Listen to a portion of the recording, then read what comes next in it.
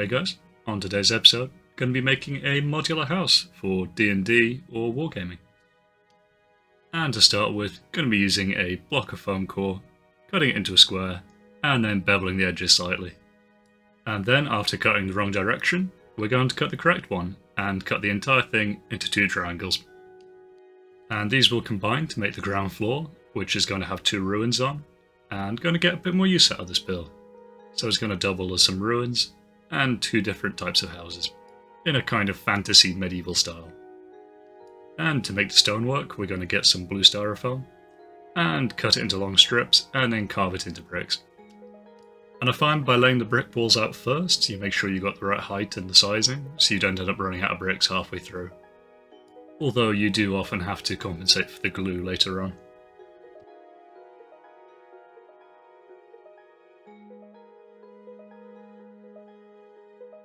And normally I take this chance to run tinfoil ball over them and give them some stone texture, but I'm going to mix things up a bit and try a different way to put texture on later. And going around and starting to glue the styrofoam bricks on. And I find it helps to start with the ground floor and then work around the entire thing and then build up in height rather than doing one wall at a time.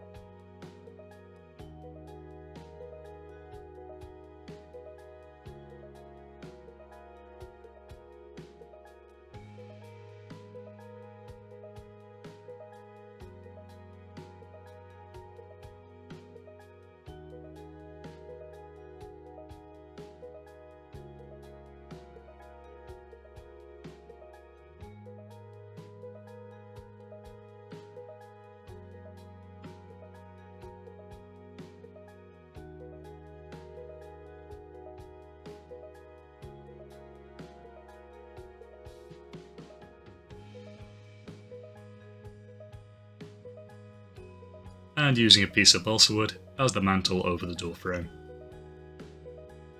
At this stage you want to make sure everything's the right height, and if it's not, you can just take a knife and cut through any excess.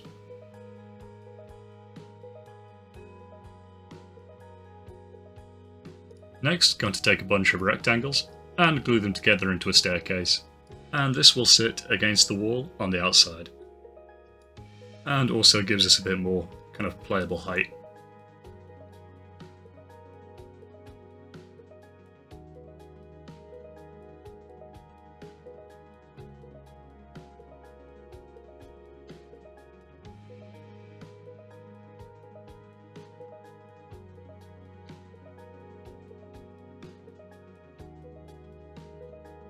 And then, taking 2 chunks of styrofoam, going to carve some brickwork and cracks into them, and use them to fill the gaps on the stairs.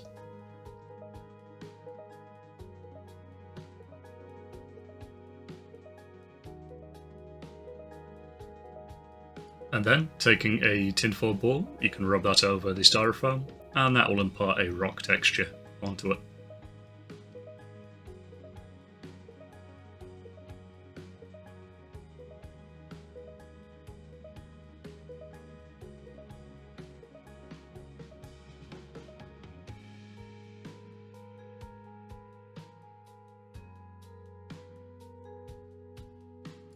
Then we're going to texture up a bunch of squares and rectangles, and these will form the tiling within the ground floor.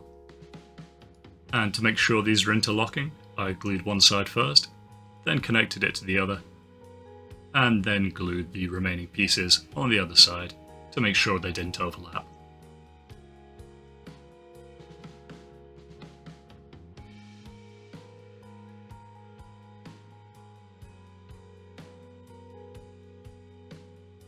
And you want to make sure at this stage it will still come apart into 2 pieces.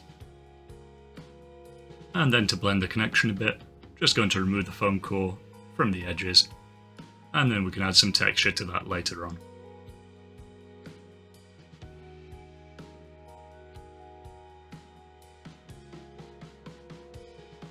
So to texture the main walls, we could use a tinfoil ball, or I've heard you can also use a rock.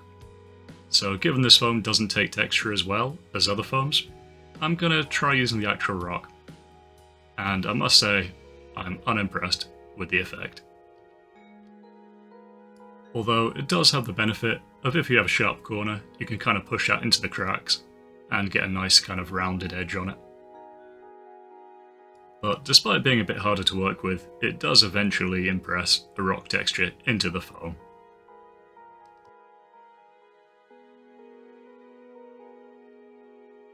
Then we're going to mix up some basing paste, which is black gesso, PVA, and then 2 grades of cork flock. And you probably want to go higher on the finer cork flock than the thicker kind, so you can get it into the cracks. And this is going to make all the stonework appear really kind of crumbly and falling apart, and give it a nice bit of character. And we're also going to put it over the base as well, to blend it slightly into the ground. Really just whacking this paste everywhere, over the ground floor of the build. And depending on how decrepit and falling apart you want it to look, and how much you want to use these pieces as regular ruins, go as heavy or as light with the paste as you want. And I wanted this building to be kind of halfway, so it's kind of crumbly, but still usable. Then, moving on to the first floor, going to cut a square foam core, and this will provide the flooring. And I'm not going to do an interior on this piece, but I am going to have it kind of openable, so you can use the interior, it just won't be decorated for now. It might be something I go back to later. And then with some more foam core, going to cut the walls out and attach them to the base.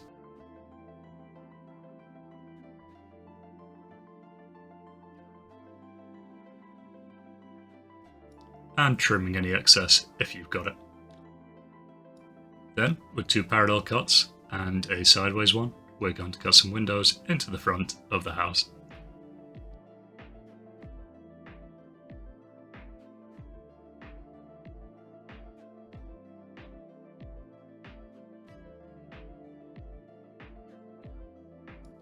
And remove any glue strings left over.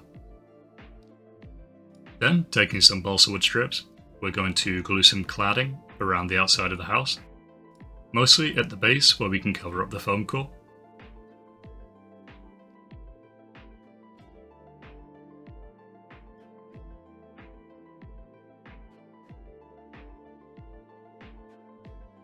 As well as on the corners. Also line the inside of the windows, and I gave each of the walls a few more pieces in the centre, as well as some crossbeams at a 45-degree angle. And check for glue strings again. Next, to build up the plaster between the pieces of wood, we're going to mix up some very thin sculptor mold, and then use that to build up some plaster between the wooden beams. And you want to try and get it as flat as you can, but with still a little bit of bumpiness where it's been smacked on. Next, for the roof, going to take 4 triangles of cardboard, and depending on how steep you want the roof to be, you make them either taller or shorter. And using a small piece of foam core as a guide, you can connect the 4 triangles to make a roof. And this bit can be quite fiddly. Then, with some strips of cardboard, cut some lines into them to make tiles. And cut a few bits out from the end, so they're not all perfectly square. And glue them onto the roof from the bottom, working up. And it doesn't matter if you got some overlap at the edge, we can fix that later.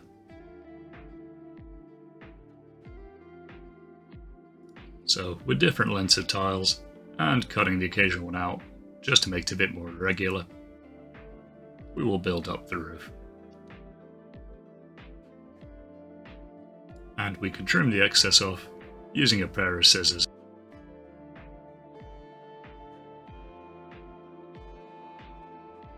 And then, to cover the edge, we're going to fold some pieces of cardboard cut a low angle on one end, and then build it up over all the edges.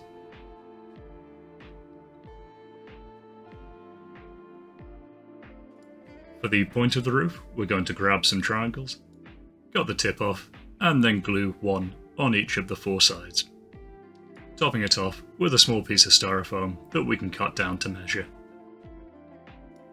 Then, with some individual tiles, we're just going to layer up the top piece. Then adding some corner shingles, and giving it a quick dry fit before we paint. And once again, plagued forever by glue strings.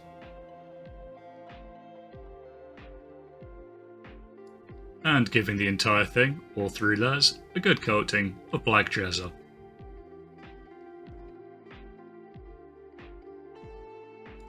Followed by a coating of mid-brown, and again hitting all 3 layers. Then we're going to go over all the brickwork with a mid-grey.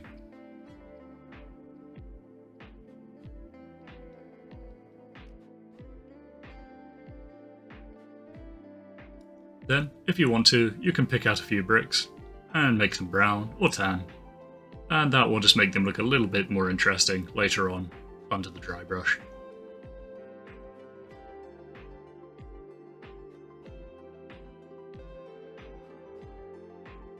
And mixing up a tan colour, we're going to go in and give a fairly heavy dry brush over all the stonework. And those variant bricks should still pop a little bit underneath this coat.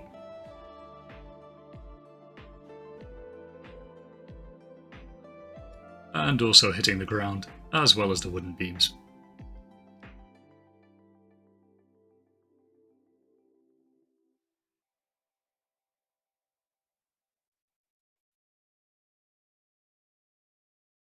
Next, with that same colour, but with a bit more water added, we're going to go over and give the entire first floor a coat of tan.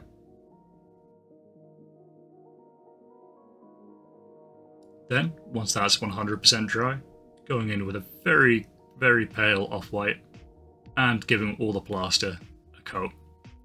And being careful not to overlap onto the wooden beams too much.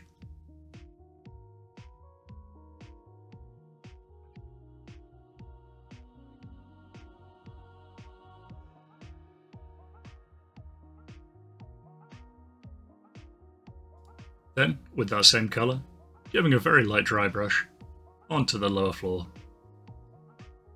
Just picking out those very kind of top level details. And that will also bring it a little bit closer to a grey colour than a tan.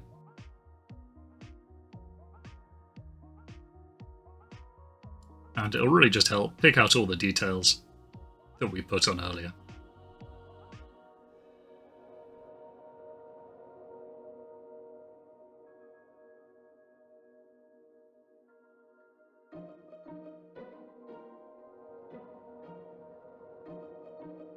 Then, changing my mind, we're going to give it a dry brush on the wooden beams anyway, on the first floor.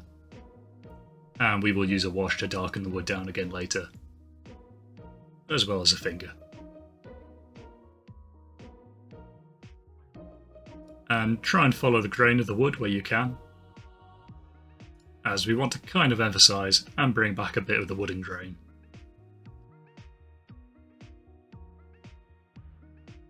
And then giving the same treatment to the roof, and that'll just really help pick out the edges and make all that hand tiling worth it. Next, with a very dark brown, we're going to add a lot of water, so it's basically a glaze, and we're going to use that on the lower half of the plaster, as well as on the wooden beams. And this is going to make it look really grimy and a bit disgusting, and on the wood, it's going to bring back a bit of the natural grain, as well as darken it down. And you really want to kind of dab it on irregularly, because you don't want it to be too uniform. So don't worry if you overlap or if it's darker in some areas than others, that's going to help it look better in the end. And generally dirt builds up in cracks and corners, so let it flow into those areas. For instance here, where we have lots of wooden beams close together, there's probably going to be a lot of grime built up between them. And even going back and doubling down in certain areas make it look really dirty, as well as varying the amount of black and brown you had in the paint mix, as well as going in with a green to make it look a bit kind of rotten and mouldy, or just a bit kind of growthy.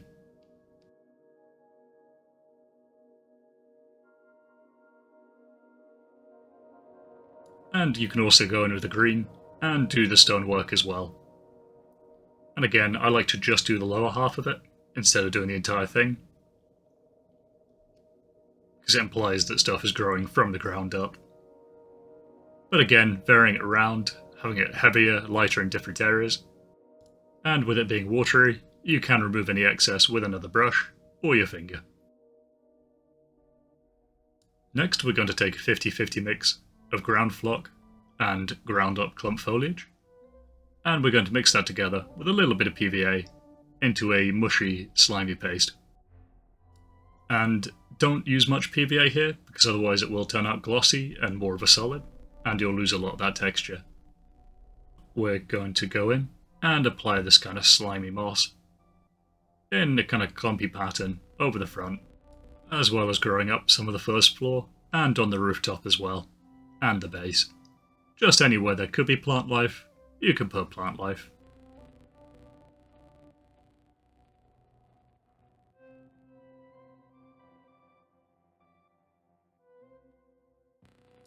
And then to add some colour contrast, going to take some small leaves and glue them onto the roof.